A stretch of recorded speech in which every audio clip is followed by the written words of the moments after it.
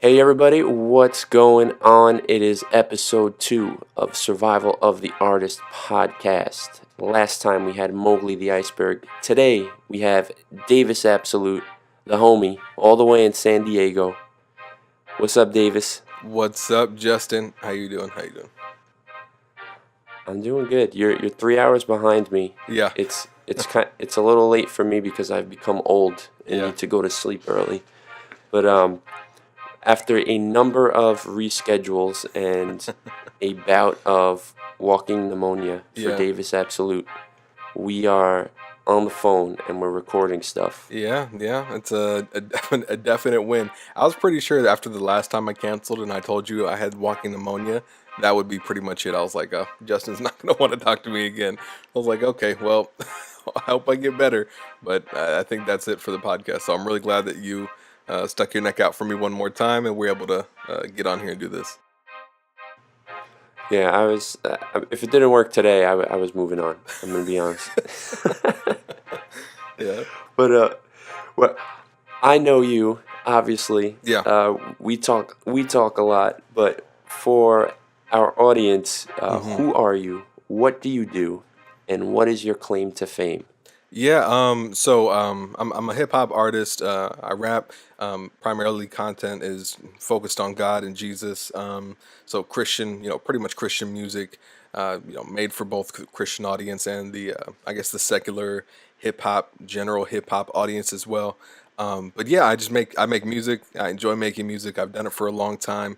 I don't really have a claim to fame. I don't know what my claim to fame would be. I try to be educated as possible and help educate people as much as possible about being an artist. By no means am I a surviving, struggling artist. I make really good money doing what I do as a full-time marketer, so I focus on that. But the stuff that I'm able to do as a musician and as an artist has been really, I would say, exponentially increased and just built up just with knowledge on publishing, owning your Mm-hmm. music, copyright, licensing, pretty much all the stuff that good musicians know about when they make a living is the stuff that I've been applying to my art. So I would say that's probably the one thing that I really enjoy sharing with people and kind of what I do. But yeah, just love making music and love sharing with people how to profit their music a little bit better. And good. I want to talk about that in a little bit because I know that you have some useful things that you could share with everybody. Yeah. And actually, I'm kind of doing this on the fly. I mean, you have a number of albums. You Mm-hmm. have Absolutes. You have Eden. You have one that's in the works. You have your own podcast, Mm-hmm. which you could plug right now. What's Yeah. your podcast called? The Rich Grave podcast, an artist development podcast. If you search that on YouTube, you'll be able to find it. Yes, so you have that, and also you're doing you're doing a hip hop website, right? Yeah. I own and operate a hip hop website called NewH2o.com. We focus on Christian rappers and Christian hip hop artists that have like clean, great quality content that are looking to share it with the world. So we recently, well, I say I bought it from the previous ownership about 3 or 4 months back, and we've been trying to reposition it and redirect it as a brand, and also as kind of our mission statement. How are we going to reinvigorate that? Which has been a lot of fun. But yeah, that's another thing I do as well. Okay, and we'll get more into that later too. Yeah. I just wanted to give you another a little bit more of a proper introduction. So, you have been making music for a while. I've seen some old mixtape covers of you with an afro, Yeah, all yeah, right? So, yeah, but now you are in a good spot. At least I know everyone always feels like they could be a step further, but you're in a pretty good spot now. So yeah. how long did it take you to get where you're at now? It's kind of like it's a tough thing to say because there's been so many like misfires and missteps. When I talk about my testimony with music, I really attribute a lot of it to God. But in my music career, if you would, there's been like 6 or 7 major reset buttons for me as far as making music goes. And the biggest, I guess, most recent one was when I really took on the Davis Absolute moniker and Yeah. kind of committed my craft to specifically making God conscious, Jesus focused music. And that was in 2013. So, towards the end of 2013 is when I dropped my first project and that was, or I'm sorry, actually, the beginning of 2013 is when I dropped my first project. So from 2013 till now, it's been about 5 years. So with the Davis Absolute moniker and the branding around that, it's been about 5 years that I've been building this up. And yeah, even within that, a lot of missteps, a lot of things I think I could have done better or differently. But kind of where I'm at now and my mindset now, I feel really good about what the next 3 to 4 years look like. And I think, and maybe you could speak on it too, but I think a lot of artists have like a 2 to 4 year plan on really blowing up, and that's Right. really never how it happens. I mean, Never. maybe for a few people and you in a exceptionally small community, you might have some level of success, but yeah, I mean, it's been a 5 year thing for me just figuring out who I am. And it wasn't until 2016 that I released music that I owned 100%, which is a huge investment of time and money, Awesome. but also a huge asset and a huge step forward, I think, for anybody looking to make music. Yeah. And when something is 100% yours too, it gives you this sense of, all right, like this is it. This is me going out. Exactly. No looking back now. For sure. And I mean, there's a number of benefits. I talked about it in my most recent podcast on the power of owning your music, but yeah, I mean, once you put something out that you own, that's I feel that's really when the doors for you being an artist open up. Like maybe you could do some pretty cool things with music that you don't own 100%, like beats that you've leased, or you're in a band, so maybe like a cover band or something like that where you guys do covers, and maybe you perform at some Hmm. cool spots and stuff. But there's always like that barrier of what you can do and how big things can get for you because you don't really own what you're doing. So once you own it, I think it's a different ball game. So that was really cool. But yeah, I'm super stoked for what the future holds, and kind of the journey to get here has been fun.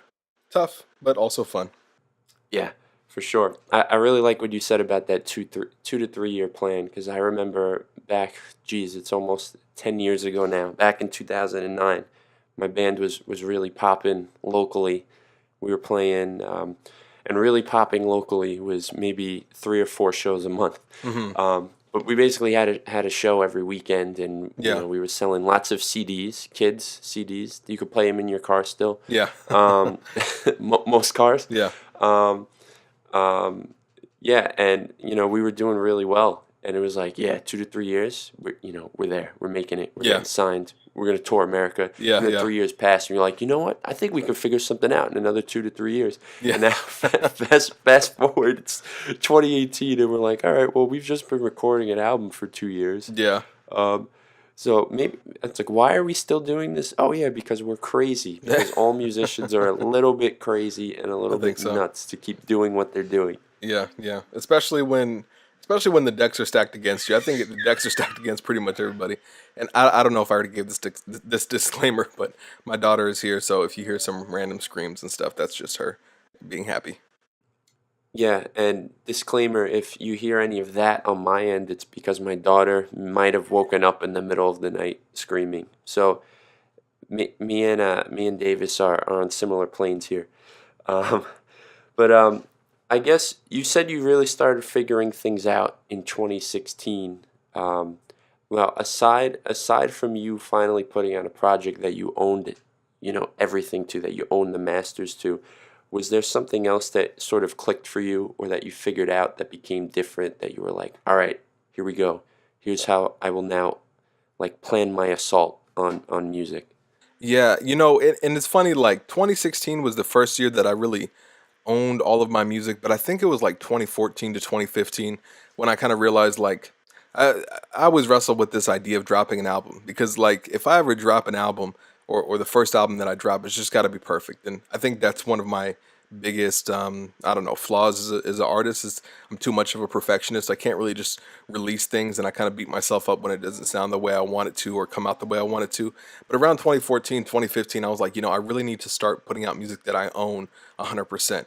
And a lot of this was just from the fact that I was working with a lot of companies as a media production specialist, and I realized that you could do so much with stuff that you own. So like content that you own is incredibly valuable, right? Like the ability to be able to Hmm. sell 1,000 units of your song or your album or whatever before you have to renegotiate the lease is like incredibly detrimental to your growth as an artist.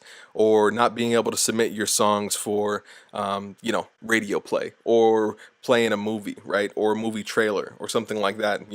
The idea that somebody would approach me and say, hey, we want to put your song in this video game that's going to go around the country, and then I say, oh, well, I don't actually own the beat, so I can't do that, but I could try and make a song for you or something like that, really kind of just got under my skin. And it was around 2014, 2015 that I was like, okay, time to put together this master plan to own my music. And 2015 and 2016 was really the process of creating that first project and putting all I had into it, getting the money together, getting the producers together, and just developing something that I knew would just make me stand out and give me that asset as a artist, but realistically as a business person that I could go out and then use to make more money.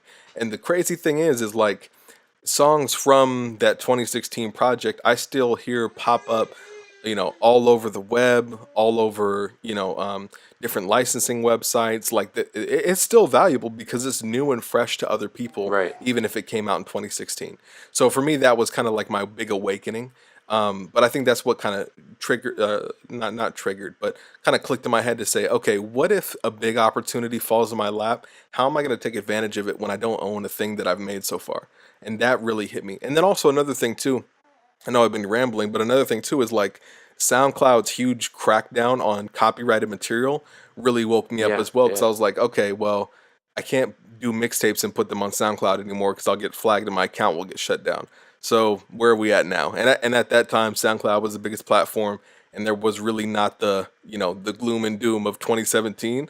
So at the time, I was like, okay, I need to make sure I don't get shut down off this platform. I need to release original stuff, and that coupled with this idea of ownership really is what pushed me to start taking things a little bit not more seriously, but seriously in a different way. Right, right. No, that makes sense, 100%. And I mean, oh, and the project you're referring to is Absolutes, right? Yeah, that was the first project. Just to be clear, I everybody check out Absolutes. and I had released a song called, it's funny, I had released a song called Stigmata earlier in 2015 that I owned as well, and like a couple of just one-off singles. But quick little cool story. I released the song of Stigmata called Stigmata in like 2015, and it did what it did at the time. I got my streams, my downloads, whatever. Also released it for free download, and recently I submitted it for licensing to be just licensed by different YouTube creators, things like that. And it recently got put into this video by this really popular Mexican YouTuber. And this song that had about, I would say, 2,000 or so streams on Spotify, and that was when I uploaded at the beginning of 2017, because I hadn't even used Spotify at that point.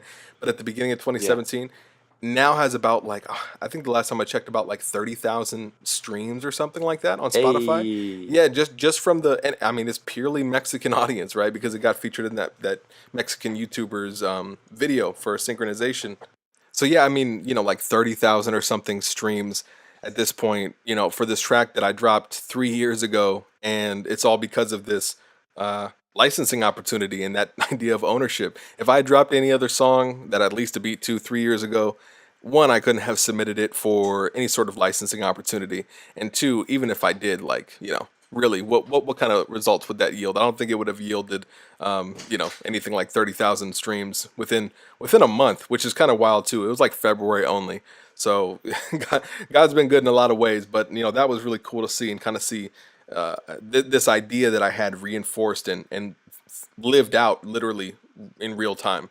Now, I want to ask you, and I know you talk a lot about that in your Rich Grave podcast in the first episode, and I want people to go listen to that. So, I'll just ask you, like you said, you submitted the song for licensing and publishing. Yeah. What do you mean by that? Like, where is it submitted, and how do people see it? How do they pick it up? How does that work? Yeah, If you yeah. can, So like, briefly run through that without maybe giving away your whole own podcast. for sure, for sure. And I mean, I go into each one of those for like 30 minutes a piece. It's kind of a complex topic as it is, kind of understanding publishing when someone says, "Oh, you want to own your publishing," like, what does that really mean? When Top Dog Entertainment gets an offer from a record label for 30 million for their publishing, like, what does that mean? People, I think, kind of like assume a certain thing, but they don't really know it 100%.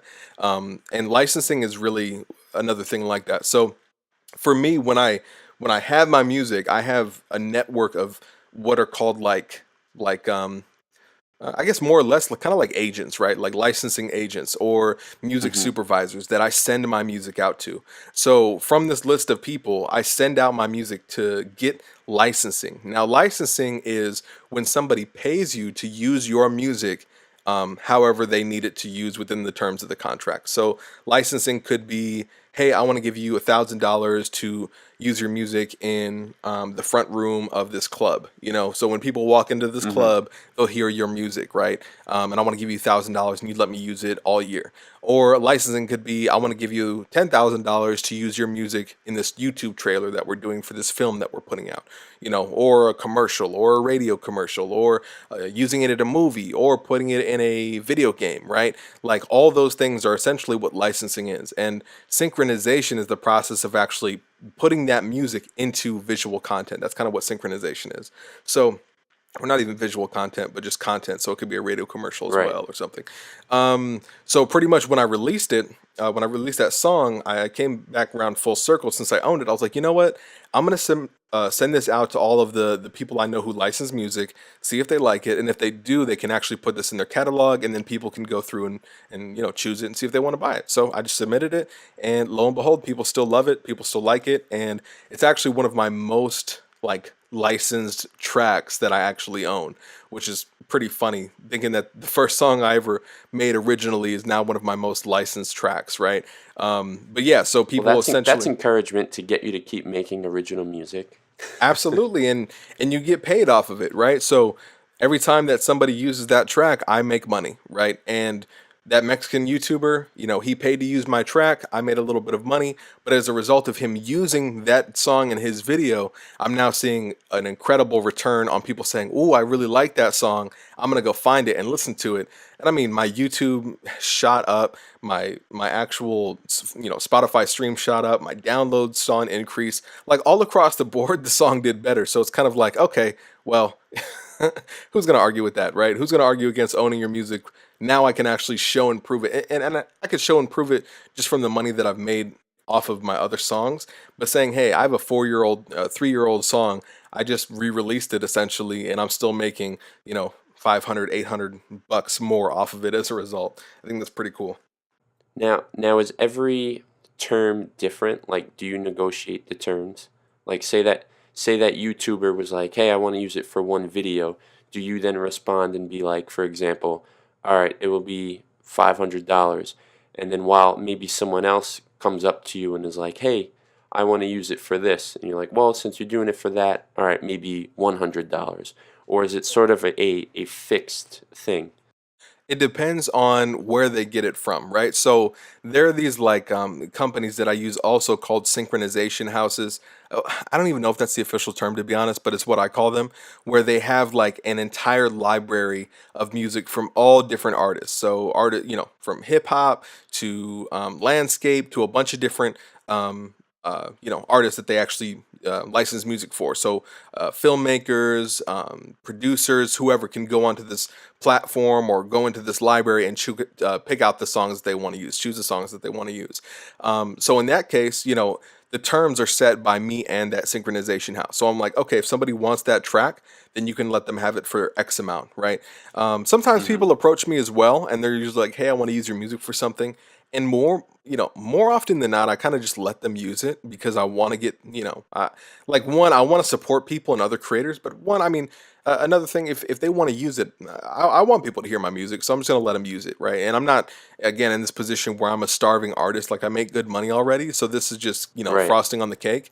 But yeah, realistically, you could have a situation where if two people approach you for a song, or if people approach you for a certain song, you could set up those contracts to say, hey, for X amount, you can use it non-exclusively, which means I can let other people use it, or for X amount, you could use it exclusively for this period of time, or if you give me enough money, you could use it for as long as you want, exclusively. No one else can use it, and I'll just keep it on streaming sites and different things like that, right? So there's a couple of ways you could do it, but yeah, I mean, oftentimes for me, it's a one-off conversation that I'm having with the actual people who house all the music and Okay. are licensing the music versus, negotiating with multiple YouTubers is probably one way to go about it, but it's not the way that I currently kind of do things.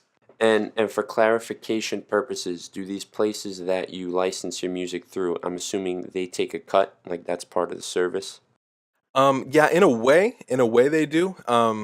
They take a cut, but not anything that I've kind of built in. So if they do take a cut, I probably don't even know what it is, right? if they take a cut, Okay. I'm not entirely sure what their cut really is, right? So if somebody's like, okay, hey, I want to use your track for, say they negotiate $100,000, right?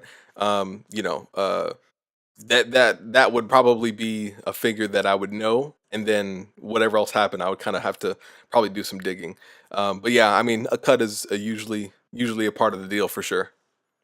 It's Okay. not something where you pay to be put on the platform, right? They're Okay, making yeah, some that's kind of good to money. know. Yeah, yeah, exactly. And if somebody ever Because I does know that, I would run the other way. Yeah, because I know there's probably, a lot of people listening and probably like, oh, how much do you have to pay to be on the service? But even still, say this was a flat rate, like maybe you pay $50 for the year or $100 for the year. I mean, it seems like if you do it the right way, you're definitely going to make a return on that investment.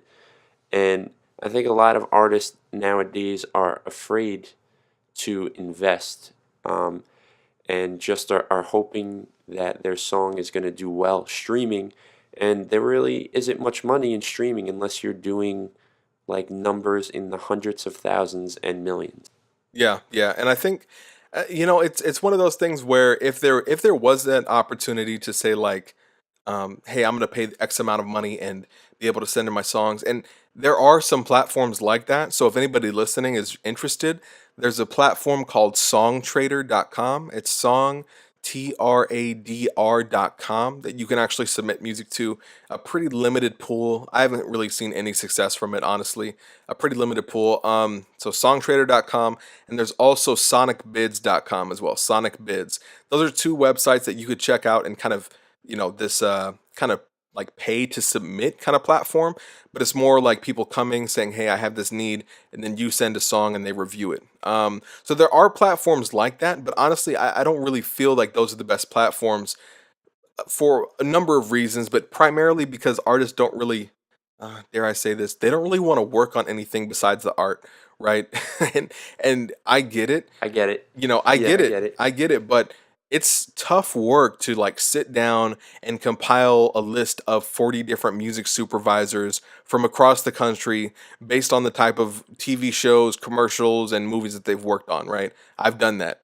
And it wasn't fun. It took me several hours, took me a long time. It wasn't fun to do the research that was needed to kind of figure out about publishing and figure out synchronization and licensing and, you know, put it in a way that's distillable for anybody to really understand. None of that is fun. You just want to focus on the art. But really, if you want to take your art, and your music or whatever you're doing to that next level, you kind of have to have an understanding about all of those things. You can't really just be this person that says, "Oh, I'm just going to find somebody else to do it for me." You probably won't.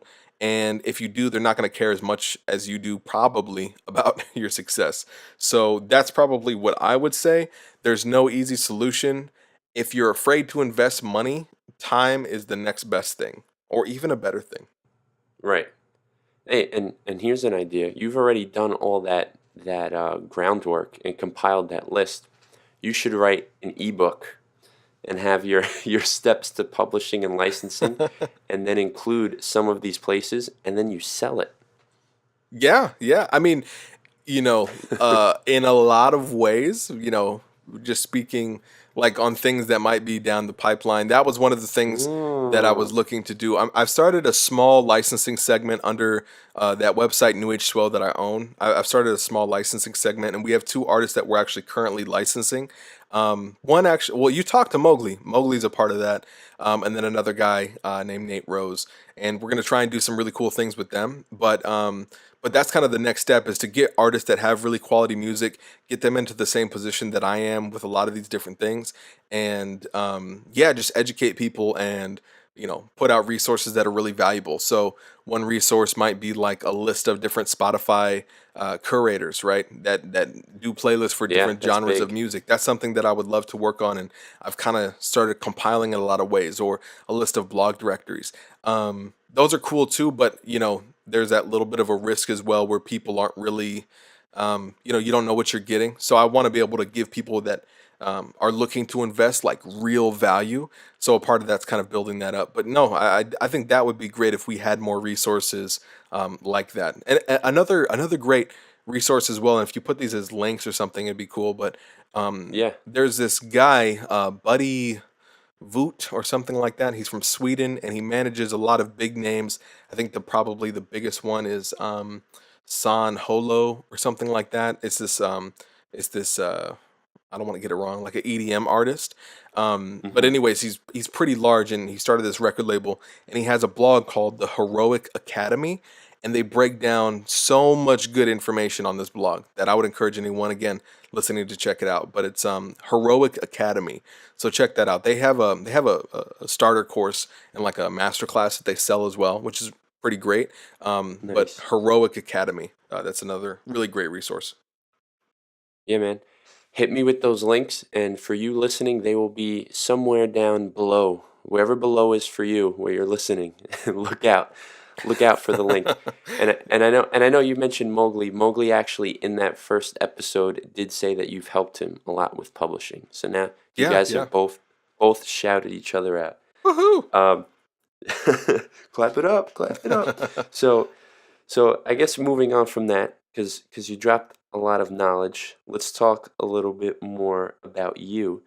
Um, what I guess so far as an artist, what has been or what do you feel has been your greatest success, and what is the biggest rock star moment of Davis Absolute's career thus far? Yeah, yeah, my biggest success, I think my biggest success was releasing that first project, honestly. Um, and releasing it and like even when I listen back to it 2 years later, I'm like, yo, that's great. You know what I mean? I'm not embarrassed about it. I'm not like upset with how it came out. It it Mm-hmm. it sounded good when it came out. It sounds good right now, So I think that for me, that's a huge success. And I think some big moments for me was just some of the features that I've gotten, but like being on Gary V's YouTube channel and his and not his podcast, like his daily vlog. Right. I've been on his like vlog and really on his show, my music at least like dozens of times now, which is always really cool. Every time that I'm able to see one and I get people hitting Yeah, me up he's a about big it. supporter of CHH apparently. He keeps Yeah, playing a bunch of you guys. I think he did No Big Deal and then Ruslan. Um, Yeah, yeah. but it's cool to see. I mean, the quality I think says volumes. So that was really awesome. And then seeing my stuff featured on like Bud Light, McLaren was another really cool brand to just see the music associated with. GQ, Reebok, like a lot of really awesome brands have been using the music. So that's always a real treat to see. And I think that's sort of the cool rock star moments where people like hear the music, and then obviously when people in the comments on those videos are like, what is this track, this is really dope, and then you see that progression from they go from like a Gary V's channel to my channel, and then the message of the gospel is not in any way veiled, right? They're getting it 100% when they're listening to that. they're Hmm. they're rocking with it pretty heavy, so it's cool to see that as well. Yeah, that's dope, man. Now, on the reverse side, what do you feel has been your biggest failure or your biggest regret as an artist? Yeah, I think my biggest regret as an artist was signing this signing to Exist Music in 2016. I think that was just a stupid move. I got over eager. God told me. I felt the Holy Spirit impressing me. I don't mean to get like super deep into this, guys. Right? I don't know if anyone listening is like, hardcore Christian or not or whatever. But like Christians get this feeling, right, where God just tells you, "Don't do it, don't do it, don't do it." And some people call it like your gut instinct, right? And I just knew that I should not do this thing, and I did this thing anyway. So I signed this record contract, and it literally did nothing but hold me up for like a year and a half, in so many ways. So that was probably my biggest regret. And no malice against the guys that are running it. You know what I mean? I don't think they really knew what was going on either. I think they were kind of like lost for for what to do, honestly. But I really should have just stuck with that impression that was on my heart and just been like, nah, I'm good. Yeah, so Absolutes came out basically right after you got out of that deal, and you kind of had to wrestle some of those songs away from the Yeah, deal, right? yeah, I Like the did. body, The body was the primary one. That almost didn't right? happen, and that's actually my biggest song right now.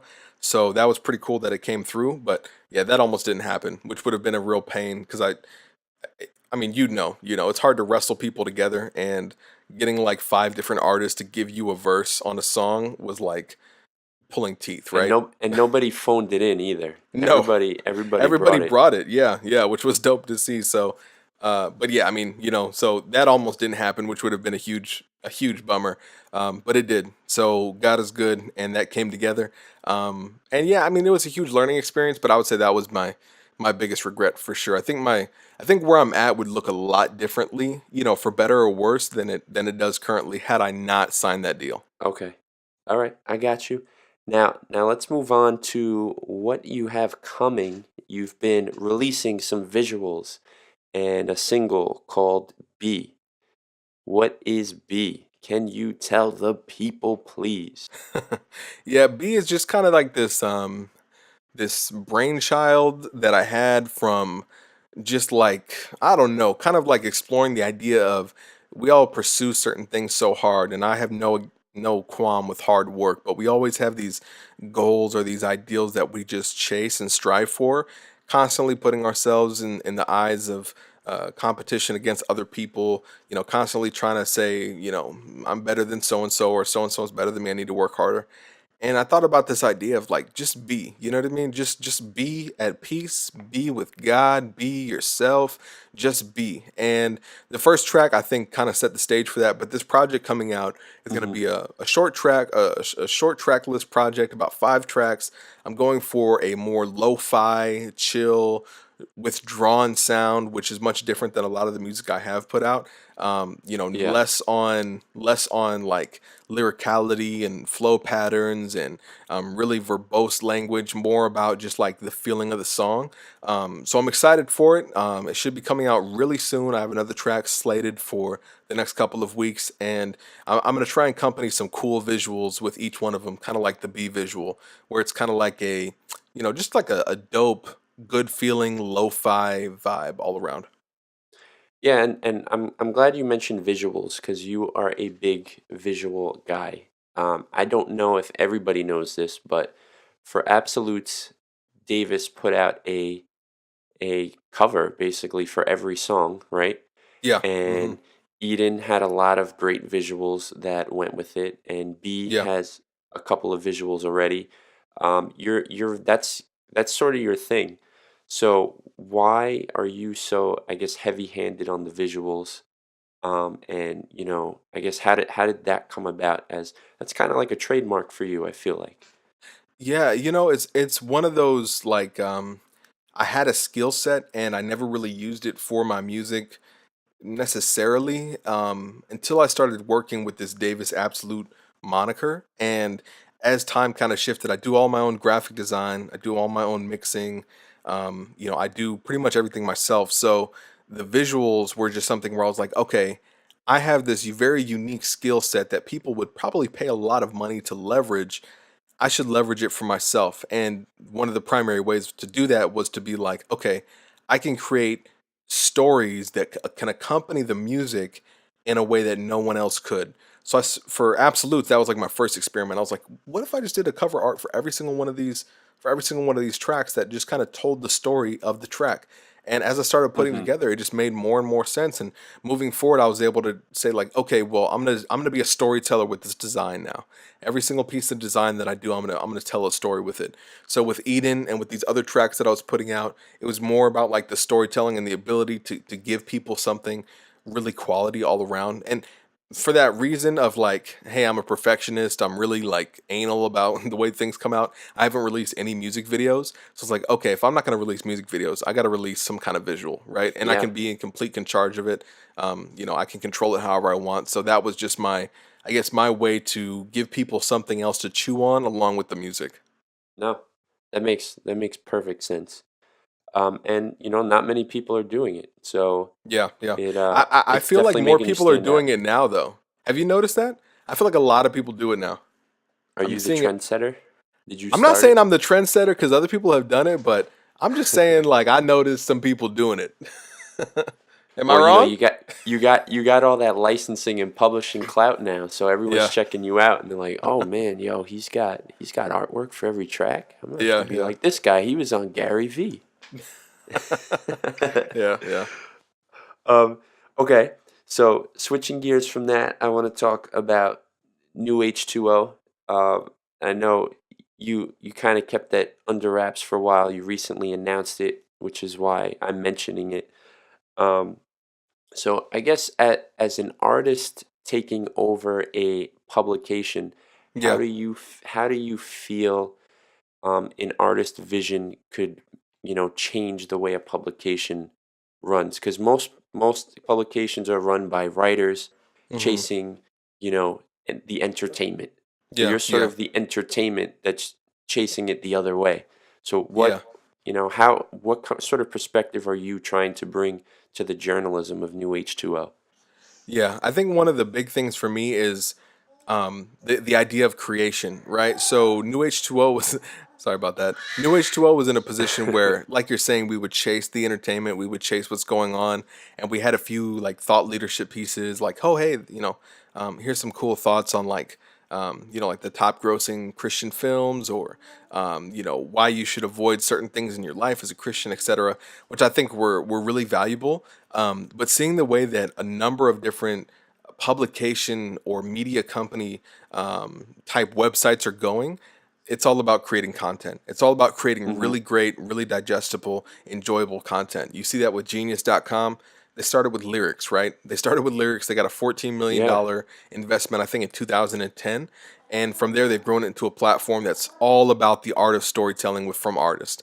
And then you see other websites, similar to Complex, where they have really unique takes on the way they do interviews or the way that they cover entertainment. And they, Right. they Right. have like the first reaction to it. So they're chasing it, but they're kind of setting the tone for it as well. So you see a lot of these really cool companies coming out and saying, okay, creation is important, ownership is important, let's do this ourselves. So that's really kind of, I think, the mindset I could kind of bring to New H2O, or we're trying to bring to New H2O, is to say, hey, we're not going to chase a story. Instead, we're going to provide a narrative around what we feel is the best reaction to this, like to what's going on in culture, right?